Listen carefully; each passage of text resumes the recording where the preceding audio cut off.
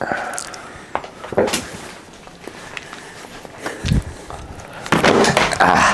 not talking to you, son. Hi. Well, I've read so much. Jesus Christ. We are... So, welcome to Scatterbrain Reviews. Different kind of video today. We are doing something kind of new, and this is Dakota. He hasn't been here in a while, at least not since Deadpool and Wolverine, right? Yeah. Nick was on here, Nick was also not here since Deadpool and Wolverine. But we did a lot of reading over this last few weeks, or this last month of August, and it's been really fun because I think this kind of started at the start of when Superman came out, but we started reading a lot of comics and going to the comic book store, and thought it'd be very fun to start doing this little segment, see if it gains any traction, but of talking about our comic books that we've essentially read throughout the month and doing like comic book catch-up essentially. Not really a movie review kind of thing, but just talking about the books we've read, the stories we've like enjoyed, going back and forth, so that's kind of why we're here. So we've got Supergirl, Woman of Tomorrow, we've got Absolute Wonder Woman. We don't have them here today, but we also have Absolute Batman, Absolute Superman. And these are the combined issues. Wonder Woman 1 through 7, Superman 1 through 6, Batman 1 through 6. Yeah, in the entirety of Supergirl, Woman of Tomorrow. I don't know what to do with my hands. There's just so much. There's just so much we've read. I feel like I feasted. And there's been a few more, but we'll get into the individual books that we've read, like Watchmen, Birthright. I don't even know which one to start with, to be honest. So I was thinking like we go through it like in terms of order of, we just talk about each one individually. I got the list here, and then at the end we rank it. We'll start off with stuff we've read together because, you know, you and I can go back and forth on it because we've been really into the Absolute series lately. And oh my God. It's been insane. Like I really was surprised by it because I've been hearing about it online, and you know, being someone who kind of grew up with more of the traditional type of storylines, and specifically in terms of Batman, and we'll get into Absolute Batman in a second, but just kind of going through it at first, I figured we could actually jump off from Absolute Superman. We talked about it lightly some, but like in passing, so like I haven't gotten your full thoughts on that one. Yeah, so I actually really enjoyed the idea of Clark landing on Earth as an adolescent. Like he actually got to grow up in a similar childhood to like Supergirl that we know, who had her parents. He actually got to grow up with his parents. He actually got to see this beautiful Krypton for what it was, but still in this flipped perspective, like his parents are in the working class. There's this elitist system of scientists that are on Krypton, and that being the reason for the destruction of Krypton was a very interesting twist on that, but still being true to what happens to Krypton in the end, ultimately. And I like the fact that Superman has to kind of come into his own with that and kind of learn how to just adapt from being a Kryptonian to now being a supercharged Kryptonian on Earth. And having to learn their language, learn how everything is, and he kind of sees the parallels between this planet and Krypton. He wants to save this planet before it turns into another Krypton, and everything. Spoilers for these comics, by the way. Just to I should have totally said spoilers. I'm gonna put a title on it anyway, but like I realize I'll say it, but like it's fine. I'm gonna be on something in the front. Because we're gonna talk about them a little bit in depth, slightly each one, but yeah. Yeah, that's on me. I got a little excited. I forgot. It's really good.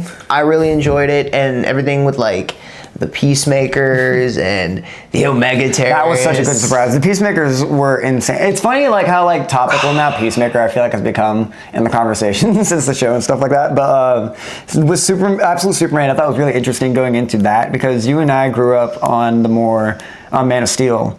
So it was like, I was never fully against Man of Steel, but I like James Gunn's Superman a lot. So it was a funny, though, kind of back and forth going off of the heels of, like, I watched Man of Steel, I watched all the other Superman movies before seeing the new one in theaters, then jumping back into Absolute Superman. So it was interesting going from, like, bright, hopeful Superman, dark, edgy Superman, bright, hopeful Superman, dark, edgy Superman, right away again. And so, like, it was a little bit of that tonal contrast, but, like, not from the comic itself, but just, like, funny tonal shift in receiving the character. I did enjoy it a lot, and I thought what was really cool about this, though, in Absolute Superman that actually stood itself apart from like things like Man of Steel and things like that, is that at the end of the day, though, like in his very nature of his actions, he's only saving people. He's just a little angrier because he literally witnessed Krypton go away like Kara, which I thought was really interesting.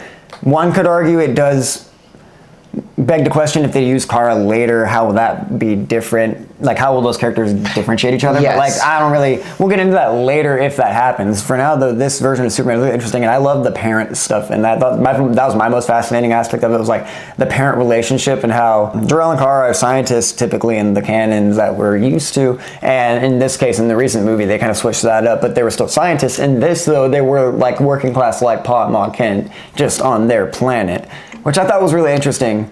And same parallels with also just the villain, how they use Brainiac in the AI. I thought that was very interesting. Use of I've been Brainiac waiting for was Brainiac to happen so much and cinematically, and this is giving me that like void that I've had. I love that the I fact- haven't had since Injustice 2, so like I need it. I love the fact that they're using Brainiac as kind of this AI network, but Yeah. he's still plugged into it physically, so he's like, it sounds like it's this AI spout, but it's actually him responding to it. And the way Lois Lane has to react to it and kind of be like, it's a thought process on the whole like theme of thinking in black and white. Yeah. And I thought that was really cool because like Lois Lane's frustrated, like, and it kind of turned her to journalism just to be authentic, which is really cool. And that's what's. By the way, Lois Lane in this. Amazing. She's actually one of these agents that is in the Lazarus Corps, I think is what it's called. She takes after her dad. Yeah, she takes after her dad, who's a general, and she is basically one of these soldiers who's trying to arrest Superman.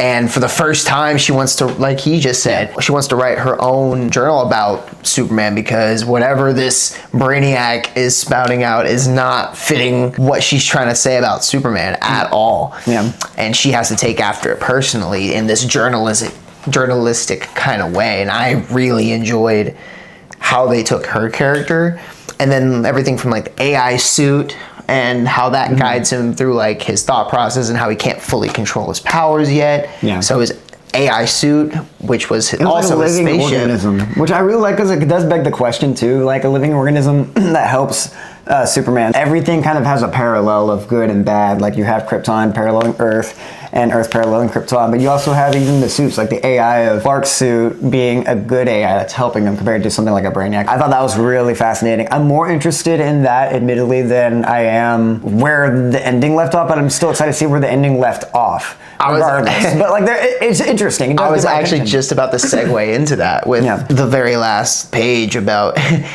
randomly out of nowhere, Ra's al Batman Ghul. villain. Ra's al Okay. Ghul. I thought it was gonna be Lex for some reason with the Lazarus Pit because of Superman, but then they went into Ra's al Ghul. But it makes me beg the question if they're gonna plan a tie-in later. But that's just me. Probably. my fan head theory. Who knows? Either way, it's interesting to see what they do. Who knows? with it. I think it's going to be can get really this interesting. Yeah. I agree. Yeah. I'm curious to see what happens going forward with Ra's al Ghul.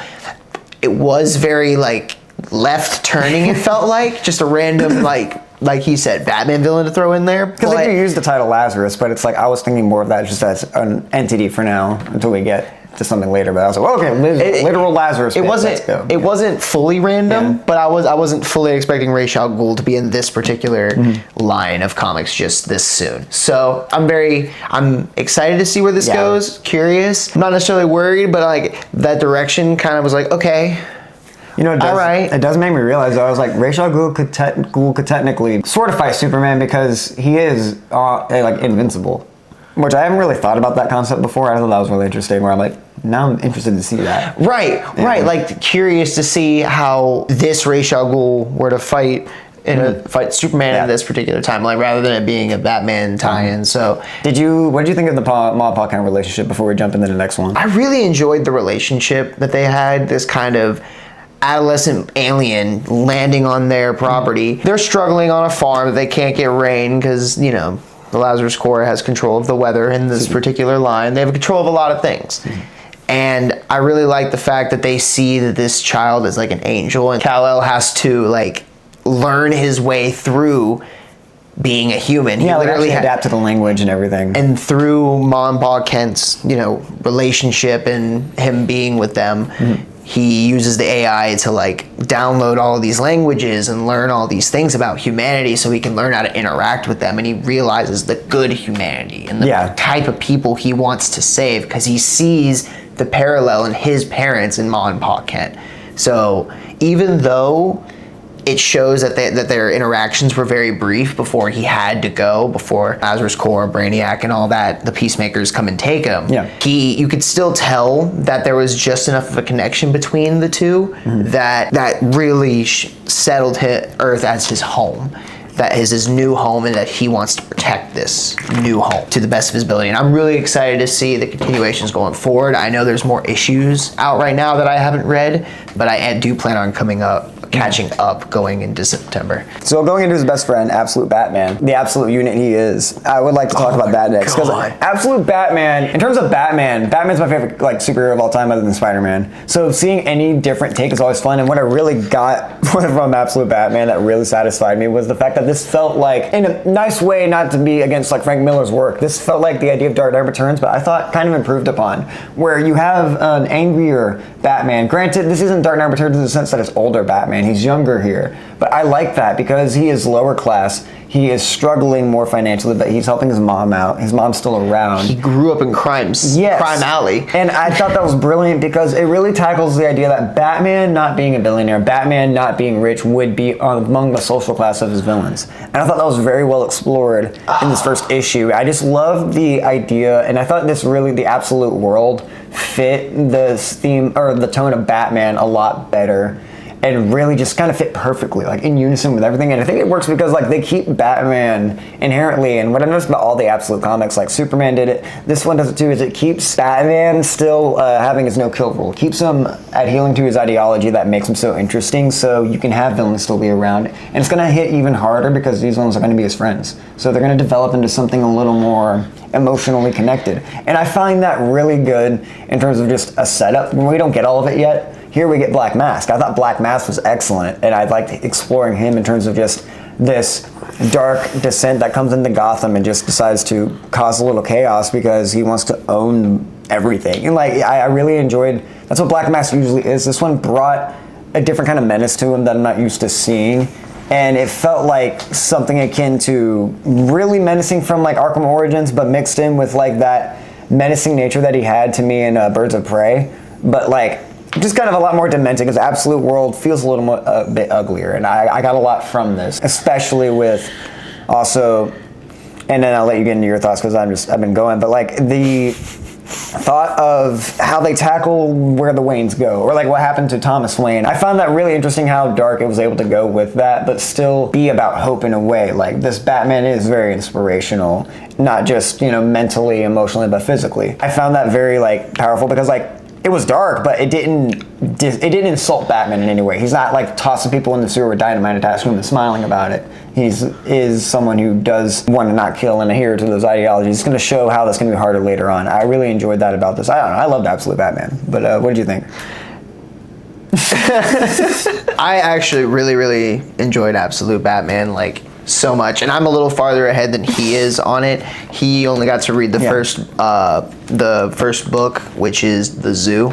It's essentially most of the first arc, he was mentioning the Black Mask arc. The introduction arc to Batman, Bruce, and his character and what he embodies is very true to his character, even if it is like he said, a spin on the character where he's poor. He still has his mom, but he had a tragic backstory with his dad, where his dad died in a tragic zoo shooting, hence the title of The Zoo. How he comes about realizing that he has to be this intimidating figure, very much like his obsession with bats. His need to be this intimidating and fearful figure.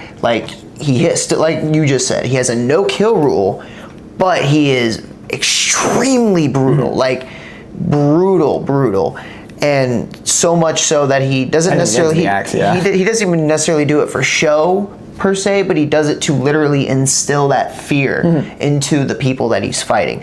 Obviously, the Black Mask party animals, they keep coming, so it is what it is. But there is that instilled they almost have to think twice before fighting him. One guy straight up loses his hand.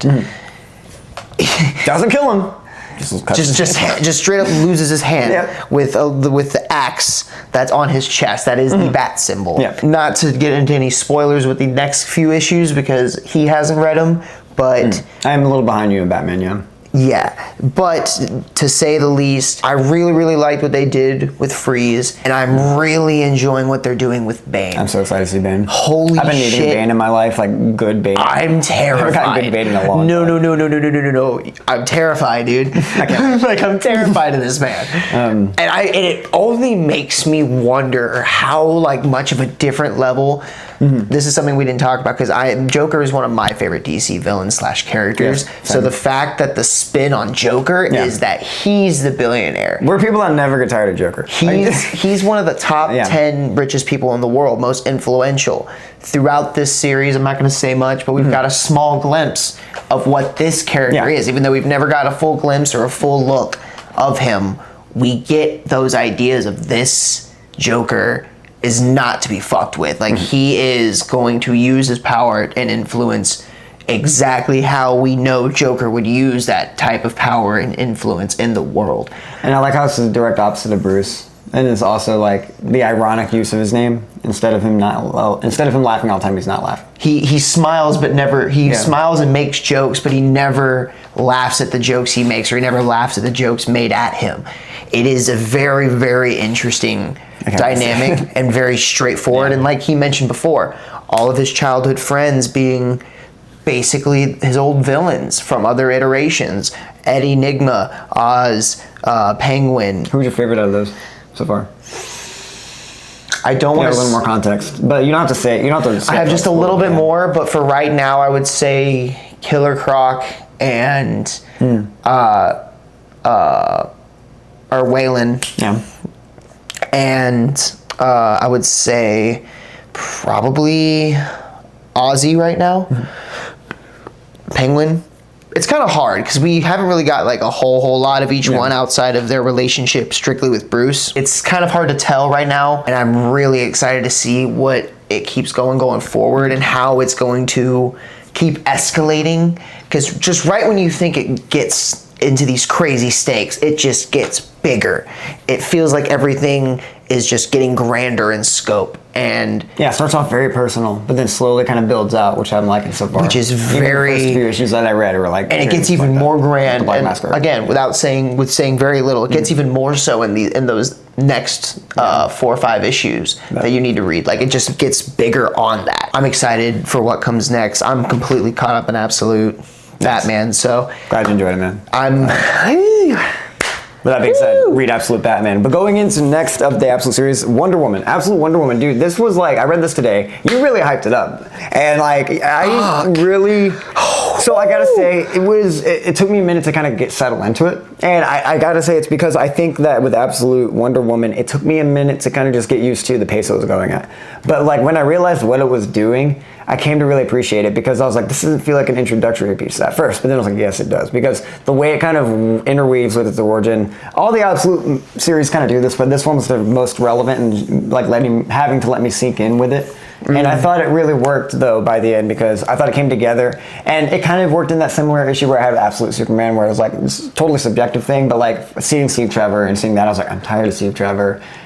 Wonder Woman 84, Wonder Woman, the first movie, I'm tired of his face. But then the comic endeared me to it. Like, it really worked because it's a lot of different moments that really flesh out Wonder Woman as a character. Like, it's beyond just Steve Trevor, but like the fact that like it kind of adheres to her being I love that whole line with Diana, because like Diana's someone that I haven't read much of, but she's been one of my favorites in terms of just what she's supposed to represent. Like the fact that she feels like it's a duty no matter what to protect people, but even when the Wonder Woman movie kind of tackles this, but her being innocent and her being like, but the innocence comes from her wanting to protect people. And I think in this, it's innocence when you see it with a child, but when she's an adult, it's like, or even when she's younger and wanting to protect Steve, I love that it's like, I want to protect because my duty for humanity, like if I fail my first test, then what kind of protector am I? And I'm kind of paraphrasing, but like that whole idea, like saving Steve is the idea of wanting to protect humanity and protect everyone. I thought that was beautifully handled in this, while still being kind of refreshing and new, because like what it's doing at the same time is being a catalog of throwing all of the elements of Greek mythology at you at the same time and letting you sit with that. But once I was able to settle into that world, it didn't feel as overwhelming. I just had to kind of get into it. I love the Greek mythology. I love the exploration of everything they did there. And I thought it balanced really well because the idea is to introduce us to the world and have us live in it while seeing how her actions dictate who she is. And I thought that was really well handled here. She was badass, and the sacrifices she makes, like with her arm, are just like so much. Like I would want to see, like even, I don't think they're gonna go this route, but if they just wanted to do absolute Wonder Woman, since we've gotten an original technically take on the movie already, I would just say skip to absolute for the DCU. But that's just me. Everything felt super, like, hold on. That's not gonna happen, but yeah. Tell. Come on. Come on. Come on now. Like, for at least a week, you'll come over and show me that picture, and you'll be like, look at it. Come on. She has a Buster sword. That was worth. So I really, really enjoyed this particular Wonder Woman, and not that I was never a fan of Wonder Woman before, but I just never paid a lot of attention to her particular comic lines or much of her storylines. But this made me really interested in just that, because a lot of these absolute series, what I've noticed is they still stay true to what the character's core values are and what they are as heroes and why they continue to be the heroes that they are. So the fact that she is, like he was saying, like she was willing to sacrifice things like her arm and willing to sacrifice things like her own freedom to go into hell for once a month and has to stay there, or once a year for a month and stay there. She's willing to sacrifice these things for her mother Cersei and for Steve Trevor. And yes, I am a little... The whole love dynamic with Steve Trevor gets a little annoying. I do agree, but this felt really fresh. Yeah, it really this because they really put him in a situation where, I mean, we don't fully understand it just yet, but still the idea that Diana sees him as like a gift in this situation where it's just her and Cersei. For any of the manga and anime fans out there watching, this really reminded me of Berserk, at least as far as some of the enemies she fought and the way she fought and that Buster sword. Oh my god, it was so good. The fights were excellent. The scale of where her magic goes is insane. The way she has different lassos that have different abilities. She was Medusa for a second. That was the most insane fucking shit I've ever seen. Like, that was the moment I went, flip the page back and forth, and you're like, what? But I love the arc that it's like, that's the idea of like some of the, but it's also part of her story of how she has to learn that some of the, like she has to be a little cruel in order to do the things she needs to do. And that's why I like the way you were saying, what we were talking about before, the refreshingness of Trevor about I think how the only thing to bring her down. He's her anchor in those situations when Diana's going crazy in those type of situations, when the lasso has made her completely turn into Medusa and all she thinks is she's Medusa. There is someone like Steve Trevor there to be able to bring her down. And then everything with her going into the underworld and confronting Hades for a brief arc, where she has to do the whole Lady and the Tiger situation. I am a little bit of a fan of Greek mythology. I was a huge fan of the God of War series, the original one, and just general Greek mythology is something of a fascination of mine. So this really tied all that together. Didn't mean to hit the mic there. Really tied all that in, like in a really satisfying way that also really got me hooked on this particular Wonder Woman story to where the pacing was perfect. The art to me was perfect. Everything about the art. It's beautiful. It's so I like the good. transition of art too when it looked a little different later. Like I thought that worked. I've noticed all the absolute series too. Sometimes they'll trade between the artists that are in these books. Yeah, like they're all great. Certain arcs, they'll have small arcs where they'll trade artists, and I think that's a cool little thing. I don't know if it's a permanent thing or maybe they go back and forth. Yeah, we'll see going forward. I'm not 100% sure. Again, I've only read 1 through 7, I believe. Yes, 1 through 7, which is the last Amazon. I haven't read the newer ones that have come out, so that is yet to come. But overall, I would. This is so good. Wonder Woman was great. Like it was really fascinating. And now we're going into the next one we read together, which is Supergirl, Woman of Tomorrow. I love this so much. Like, this is not just going into like, yes, I was hyped for this going into it because I've heard it's going to be really close to what the movie's going to try to adapt. And that gets me hyped, sure. But I've always been a Supergirl fan. Like, I've always been a fan of her. My biggest favorite, like, take that I grew up with, at least, which I grew up with, quote unquote. I mean, yeah, I was a kid. I was 17. Injustice 2 was like that version of Kara, and then her in the animated movies. I thought was, thank you for the tip. I thought that was very much well handled with how Kara's someone who is so different from Clark, right? Because like she needs to be. She needs to be someone who is able to stand herself out and make herself distinct because she feels isolated more so than Clark. I think she actually has that trait of what Absolute Superman has, which is she processed the destruction of Krypton, but not only that, she has processed loss of other homes as well. She's seen how the galaxy, as she's explored it, has been isolating for her, and she meets someone else in that isolation. And what I love about Woman of Tomorrow is that it tells us about the isolation of the character through the viewpoint of someone else, but we're still able to deal and experience Kara in that lens. Like, we're not losing out on Supergirl time as well. And I thought the moments with her in the action and the art style was some of the most beautiful art I've ever seen in a graphic novel or comic or anything I've read, honestly. Like, it was genuinely breathtaking. Like, I really enjoyed a lot of how they explored the character, and like the last act of it, just wow. Like, there's some moments I like that are simplistic because it's huge, it's cosmic, but like the personal like villain and hero dynamic by the end with the main villain, who I'm blanking on the name, but he's such a compelling person because he's just an evil savage human being who murders people. But like the fact that they're able to highlight and show how Supergirl's going to connect with that humanity while still learning how to punish them and punish them appropriately, I thought was great. And I thought that like back and forth was awesome, and that personal revenge story with the main character as well, I thought was fascinating. I love Supergirl, Woman of Tomorrow. Like, I thought it was fantastic. What did you think of it? Also, your relationship with Supergirl, like what was that before reading this? So, similar to Wonder Woman, I've been aware of Supergirl's story, but more as a sort of like Batgirl to Batman. What I see Supergirl as more of an extension to Superman in a weird way. So having this being my first true standalone comic from her, even though they still have some,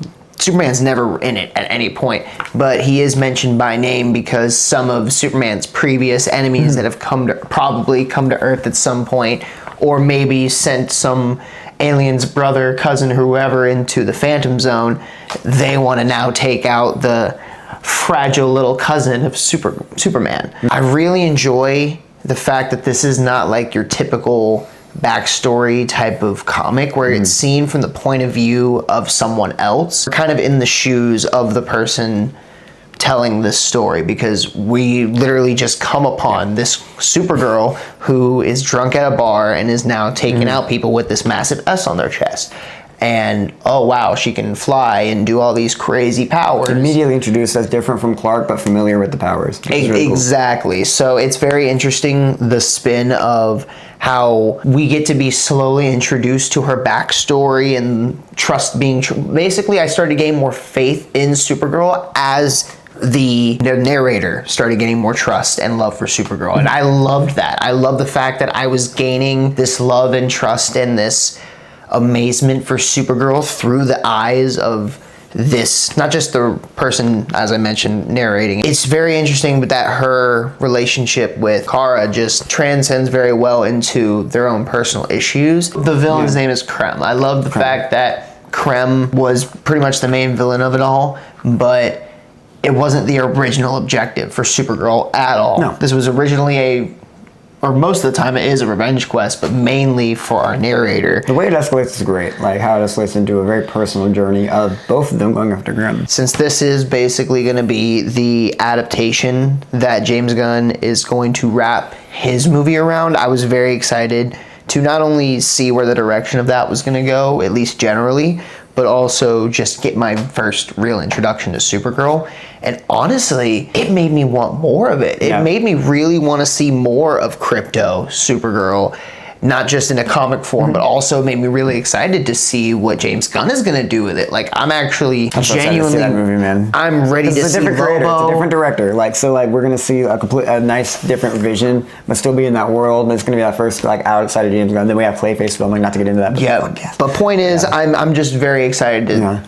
I want to see more of Supergirl. I want to see the direction of where Supergirl goes forward, at least with the future iterations that I might read. Yeah, it makes me want to read Yeah, I already said it. Makes me want to read more of this, but this particular line, Woman of Tomorrow, really set in stone what type of character she is, and just wow. Honestly, just big wow. Not getting into it, we have a couple of comics that you have read that I didn't read, but I've read before, but it was more of your first experience with Watchmen. And then I'll tell you about the couple of stuff I read that you didn't get into this month. But I've been telling you to read Watchmen for so long. And I'm so glad you finally did. Watchmen, Full thoughts. yes. Watchmen has been something Justin has been trying to get me into for a long time. And not that I've ever been against it, it's just been, life's been busy. We worked at the same restaurant for a while, and I just never got the real chance to pick it up between that time. And then recently picking up all these other comics and reading all these other cool variations, I figured... Exactly. I was like, you know what? I think it's time. It's time to really sit down and give this a shot. And I sat down, read through, and this is the HBO Deluxe Edition. This isn't the original one. This is the one that has the in-between chapters of Under the Hood, some of the newspaper clippings with Rorschach, and other things like that. So it's basically just bonus content to read. It was marketed for the HBO show. I also haven't watched that or watched the movie. This has literally been my first real exposure to Watchmen ever. And honestly, it's so good. Like, I really, really enjoyed Rorschach. I really enjoyed Dr. Manhattan and the themes with police brutality, the themes with humanity, the themes with war, and just the relationship between a lot of characters sunk really deep into reality, but still being a superhero movie. It's kind of an interesting dilemma because it takes place in 1983, where there's this time of peace, but tensions are super high. And because Dr. Manhattan exists, that's the only reason why there's this actual peace going on. A real superhero that's in the USA and the USA alone. And I love that it's really just one big massive scheme. And this is going to be a little spoiler, but still, the fact that it's all a big scheme for Asmodeus to be able to get rid of him, basically start another war. Or rather, not another war, but get everyone to unite against a common enemy to end war. Everything with Rorschach and his character arc and how he's a very just in his own way type of character, gets to the truth, gets the answer all the way up to the very end, will make sure justice is carried out and make sure justice is brought to the table, even if it's in the slightest way. Because Asmodeus won in the sense if he got his peace, but Rorschach created another chaos. But basically, I'm just saying the justice came to light. Consequences of that to be seen, but nonetheless, it's a bittersweet type of ending where it feels like the bad guy actually got the good ending of the life, because even though he killed almost the entirety of New York City, if not all of New York City, it caused the entire world peace, versus what Rorschach probably did in getting the truth out there on paper probably will cause more war, chaos, and another World War III. Even though he's bringing truth and justice to the light, it's a very interesting concept of the good guy could cause the worst of situations, whereas the bad guy caused the best of situations to happen. It's very bittersweet, but what's beautiful about Watchmen is it's not necessarily about the ending, it's the themes within it and the story that's being told within it. The fact that almost the whole thing feels like a detective series, that you're basically watching how the comedian the narration works so well, in the investigative aspects of it. It's very with him kind of reflecting Rorschach reflecting Batman, but crazier. I thought that was very well. Much crazier. And then Dr. Manhattan being that kind of Martian Manhunter figure, but much higher. Basically, like I said, Martian Manhunter being the only literal superhero. Everyone else is literally a Batman. Yeah. He's the only one that everyone projects this idea of a superhero on, which is a very fascinating exploration with those characters. And the only other... And none of them are really great people. That's what I really love too, is they're all human though. That's the huge... the comedian is a piece of fucking shit, and that's what's scary about it. Is even the heroes are can be these...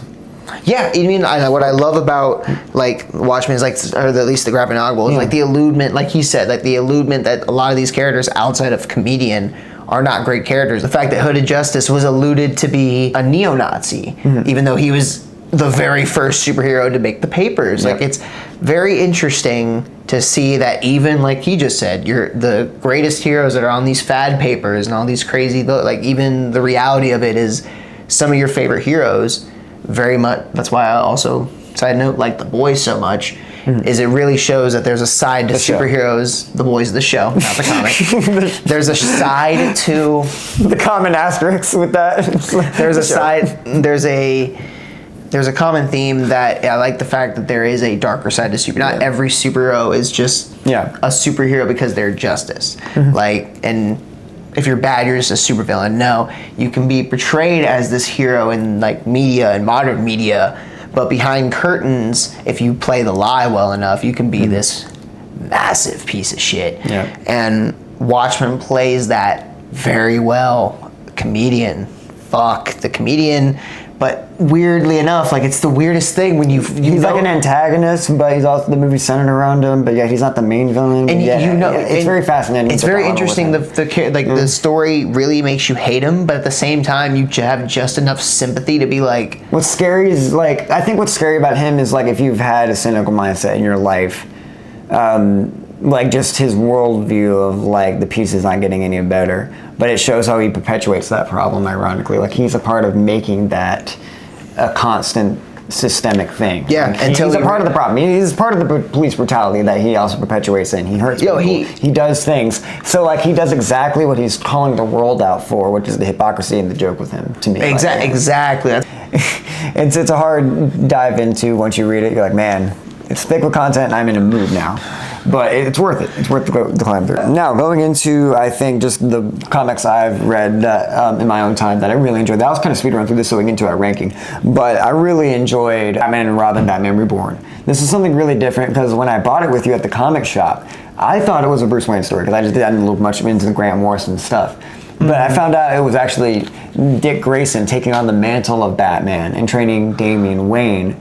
Still, so that's the Batman and Robin. That's still a very, very fun dynamic to explore. I think that's very cool. It's a lot of fun. I enjoyed it. I think that sometimes the story gets a little too big for its own good, and it does sacrifice some certain moments. But with that being said, I think the concept and what they explore with it is still really solid, and I love the foundation of it. I love what Dick Grayson has to deal with because he's ordering Damian Wayne around, but he has that imposter syndrome, because he's dealing with the fact that he's Batman now and having to hold that mantle. And it's really interesting because they tackle that idea that he's like, I tried to be Nightwing to escape the mantle. It's weird that I have to come back to it, but try to be my own person. And what was so effective about the story is that, like, at first he starts off and he's like trying to tell Damian Wayne what to do, and he feels like he's impersonating Bruce. He doesn't feel authentic. And when I was reading it, I could read a Dick Grayson trying to posture. I could read him being like, get right back here. And he's like, what do I sound like? He was like talking to Alfred about his insecurity and that, because Damian Wayne is kind of conflicted with him. And when they kind of explore that, I thought that was a fascinating kind of dynamic back and forth. And I thought that Dick Grayson, kind of as it progressed, I started to read him as Batman. I started to read him more as this creature of the night that was Batman prowling the streets to go after criminals. Like, I thought it was interesting how his voice adapted from Dick Grayson to that, because he becomes that character by the end. Is it the entirety of the series or just one part of the series? No, it's not the entirety. It's volume 1. Volume 1, okay. Volume 2. There's still more to be told with it. So I'm excited to see where that goes.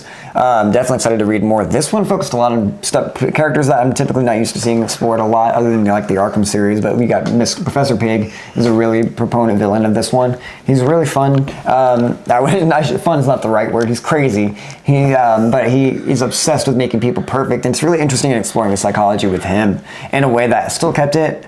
It's funny because this story is very like colorful. It's very almost bright because it's different, because it's Dick Grayson as Batman. So it's not going to copy exactly Bruce Wayne's aesthetic entirely, which works for the tonal nature of it. It feels a little lighter, but the actual villains are still dark. It still feels like a grungy Gotham. Gotham still feels dangerous because Professor Pig is still cutting people up. He's still performing surgery on them, and it's still really dark and messed up. There's someone who can't get their face essentially unattached to them because it'll melt. And it hurts to melt because it'll melt part of their skin off because Professor Pig kind of attached it to them. And like stuff like that. I may read this and be a little careful where you see how deep you go in. But I just wanted to give you like an idea of like where it's able to kind of tonal shift. I won't dive too much into it because I'll let you get into that. Pig is a very interesting villain that I feel like I haven't got a lot of exposure of, but ever since I played the Arkham Knight game, This was a good. I've wanted, like, okay, I think he'd be a very good horror type of villain to see that I'd like to see more often, so I'm glad that he's part of that storyline. I will say one more flaw I had with it, that there's another villain that pops in. He genuinely feels like the most random dude. I forgot his name, but like he feels like the most random. Just I won't get to again. I won't spoil it, but like the way he just pops in, he's not a character I'm familiar with. Maybe I don't know if he will be, but I was just like, huh? And like he fits into the story eventually, but it's jarring in how he comes in. Got you. There's some great characters, surprises. Some of my favorite characters come in. I'm not going to talk about, but some nice, fun surprises in this story. Some great dynamics I've never really thought about reading before. It really exposed me to something new. I like what Grant Morrison did with this. I'm excited to see more with that, with what he did with the writing, what they did with the artist. It was beautiful. It looks really solid. And then after that, I read Batman and Robin Reborn. Definitely get that a shot. I also read Superman Birthright. Superman Birthright is something that I really, really enjoy, because I think Birthright, and you haven't read this, but I definitely think you should check it out, because this does not only a great origin of Superman in almost, it feels like the Man of Steel, but a little more refined and still carrying that Superman identity. So like it kind of, this fixed my issues with Man of Steel in terms of the Paul Kent stuff, and like explores it, but it's so dark and still intense, still action packed. They tackle the globe-trotting aspect of him. Clark Kent travels the world and flies around to help people, but in secret, but he doesn't have a suit yet. So you see him find that suit throughout the origin. He gets really upset when other people's lives are messed with. He gets really upset at these tyrannical regimes that come in and other countries. And what's cool about these other countries is when he's there, he literally adapts and lives, like he'll play with lions like they're cats and like hug them and just wrestle with them and be like, hey buddy. And because like he's powerful enough to not get hurt by them when they scratch him and hug him and stuff. It shows like the human side of him, how he just loves humanity. But then on the flip of that, you also, while that's happening, you get a parallel origin story of Lex. Because like him and Lex grew up together in Smallville in this. So you get a back and forth with them. You kind of go back and forth as he's realizing Lex is his arch nemesis now.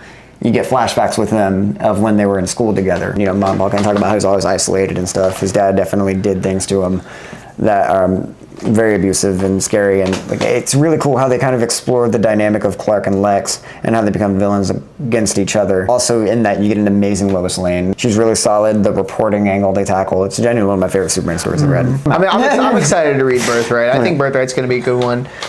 But there's a couple comics I have in mind for September. I eventually want to get into a Batman Beyond comic line at some point, because Batman Beyond was my very first iteration to Batman.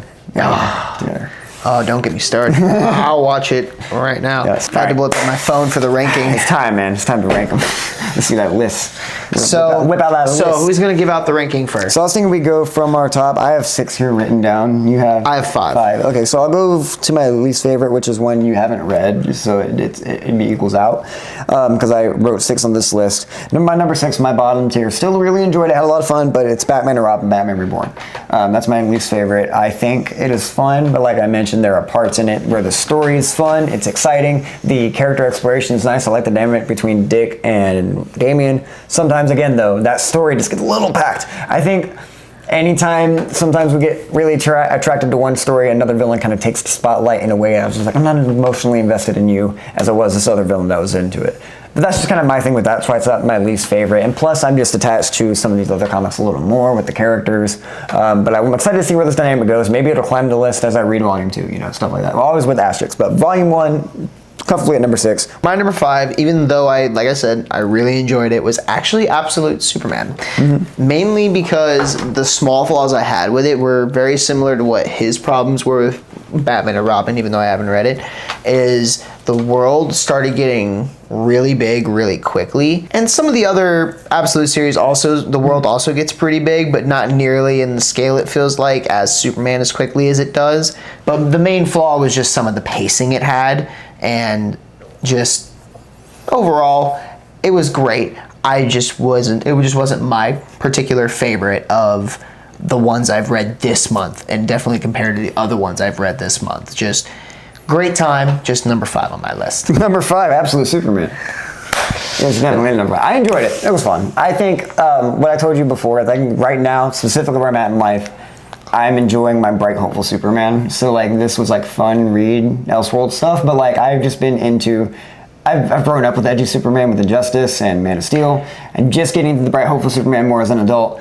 So it was funny going directly back into an edgy Superman again, which I still liked it. See, the thing is with me is to me at least, it doesn't feel like an edgy Superman. It just feels But in a like, good way, in the best way it can. It feels like a hopeful Superman. He's very hopeful, yeah. Just more in the same headspace as like we were talking about Kara, but she's just not the alcoholic.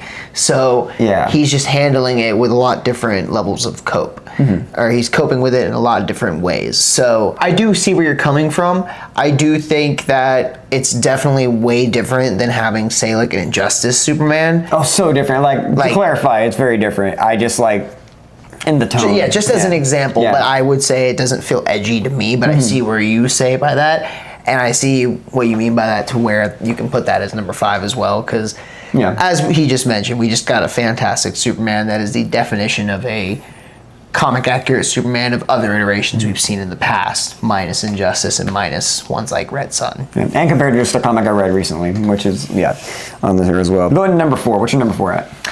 I went with Watchmen. Watchmen number 4? Okay, bet. I went with Watchmen mainly. Again, I really enjoyed it. It's just one of those ones where it seems, and it's how deep and how real it gets, is one of those graphic novels where I would only pick it up like once in a blue moon, because it just puts me in an interesting headspace. So you hate it?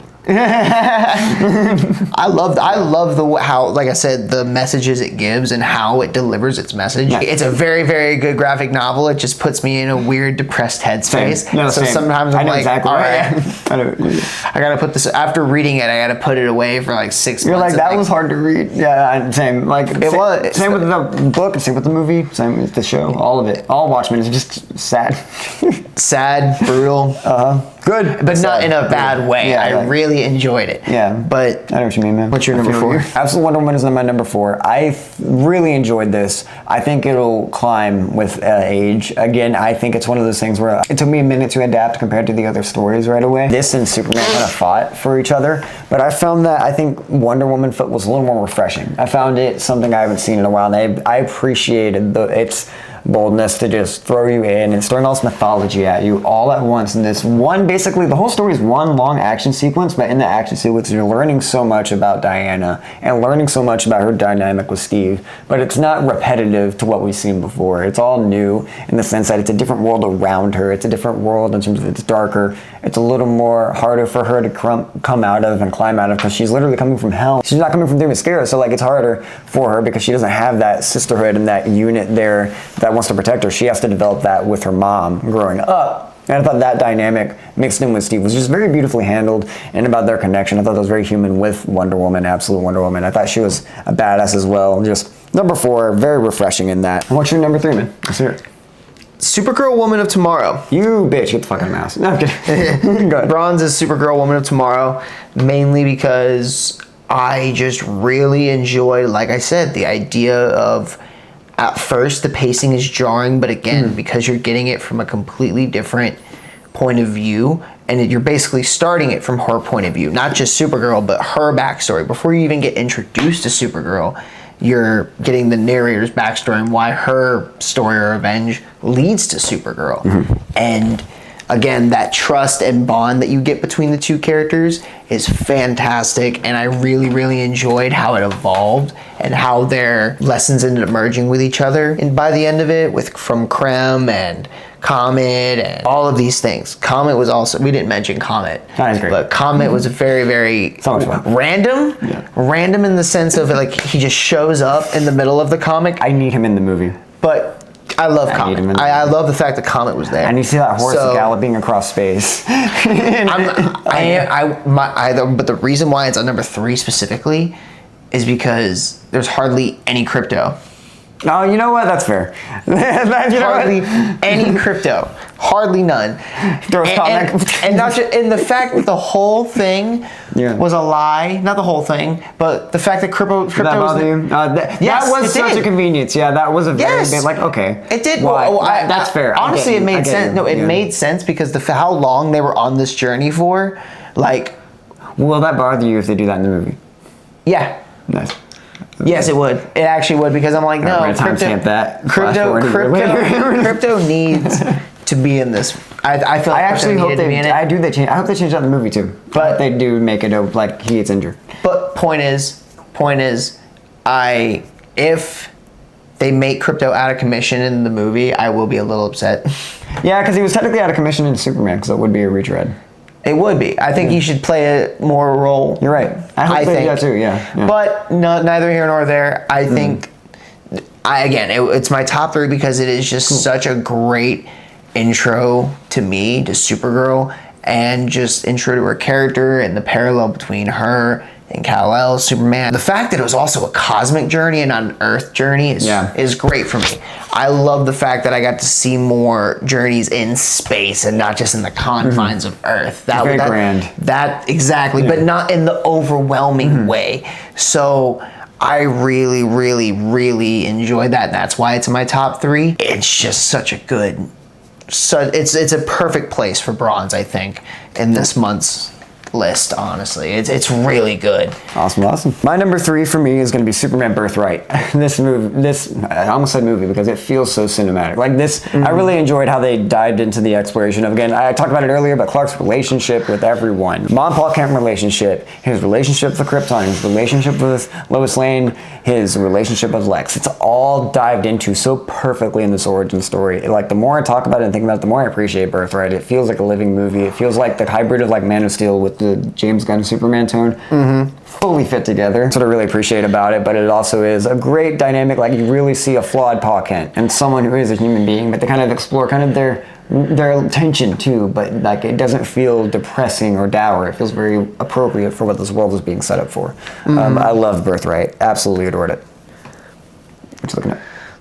Don't worry about it. We're okay. I was looking at something just to kind of double check something because I knew you were gonna ask what my number 2 is, and it was a very easy one for me. Number 2, give it to me. My number 2 straight, Doc, is the 6'9", 421-pound menace, absolute Batman. Those are his actual stats. And they're pulling up like something you read out of nowhere. Like, no, those were his actual stats. Wow. 6'9", 421 pounds. Number 2 is mine, absolute Batman. That's so good. Is real. I love that. These Batman. It feels like Batman, but like this is what it made me miss Ben Affleck. Like, I was like, this is what he could have played. Oh my god! And it was from the first fight scene within the first couple issues of the Zoo. I was hooked because I'll be honest, I was one of those people when the Absolute Batman first came out. I didn't necessarily hate on it, but I was not the biggest fan of the design at first. I was not the biggest fan of the idea of like we both were like this. Yeah, why is he so bulky? Why is his bat symbol look so awkward? Why is it an axe? But then I actually reading the context and reading the why of it and why because he started out as a skinnier kid, but he literally built himself up to be this massive unit of a man, to be this intimidating, to be a living symbol, almost an entity. And oh my god, the bat symbol, the Joker, all the flawless, and what I believe, and I mean flawless introduction to his best friend slash in other iterations villains to the series. Yeah. Waylon, Eddie, Ozzy, Harvey, Selena Kyle.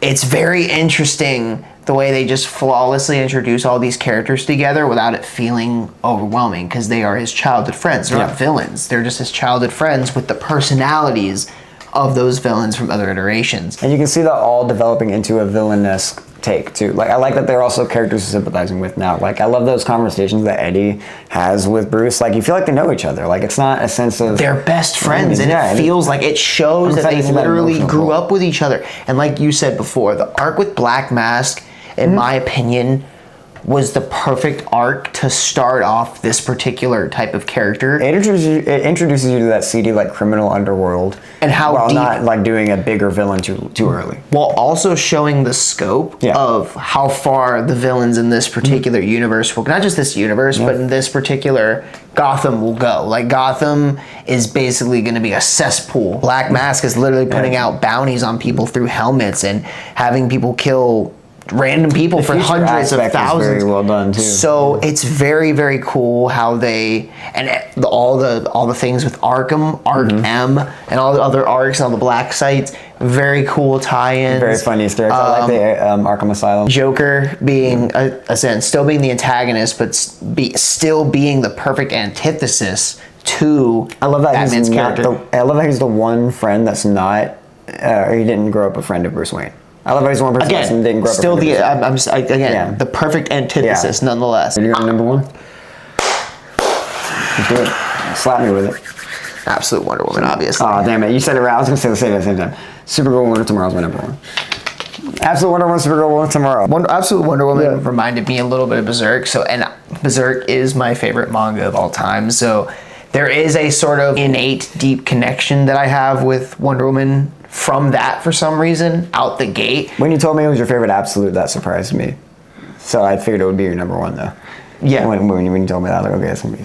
So it's my it really was my favorite absolute in the sense of, again, I am a fan of Greek mythology. I'm a fan of those little bits of, not really elements from Berserk, I wouldn't necessarily say. It could be inspired, but the fact that those particular elements just had me incredibly engaged with what was going on and really invested to Diana and Cersei and Trevor. Everything about this story that's going on, even though it's not at any real point super grand in scale, even though it's not super grand in scale just yet, it doesn't go super, super far into the depths of the world just yet, I really, really, besides obviously Diana's journey through a lot of it, like the basilisk fight and, you know, like I said, the pit in the underworld or the arena in the underworld and things like that, or even visiting the Titan to get his blood.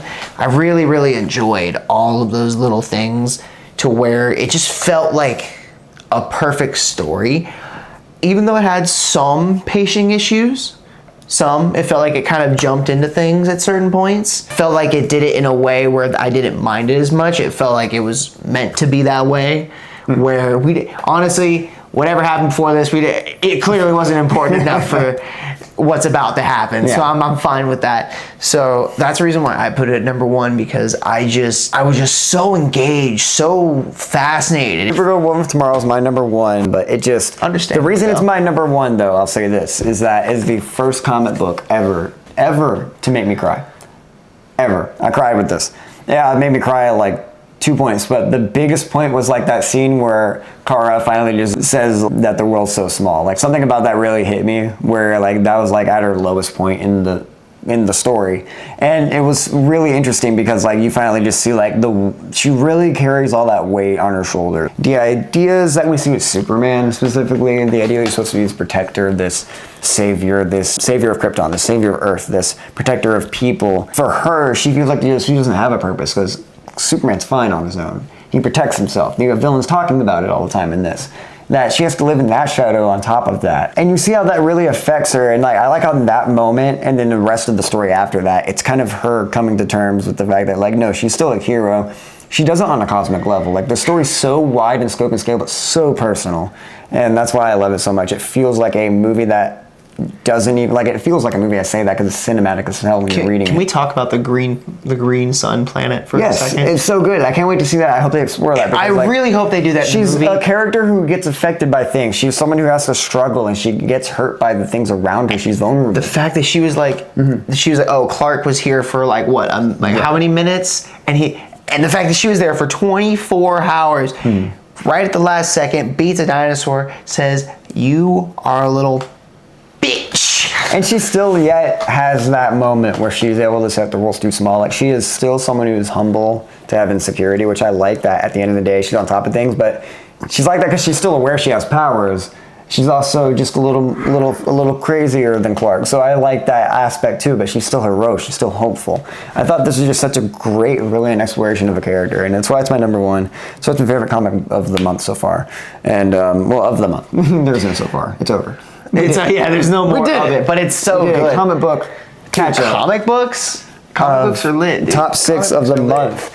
I don't know how we're going to do the ranking next month. We'll figure that out. But just kind of just experiment for now. We're doing the video. We're seeing what happens. Yeah. We're just talking about some comics because like we want to do something a little different other than movie reviews because like it's just been a lot of fun. We want to connect and just talk about things we've been reading, and just explore these characters. And we had a blast doing it. Guys, if you've read some comics, what are your favorites this month?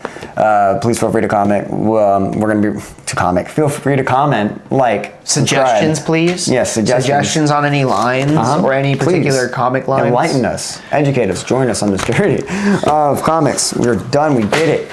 I am tired. I need water. Yeah, I need water too.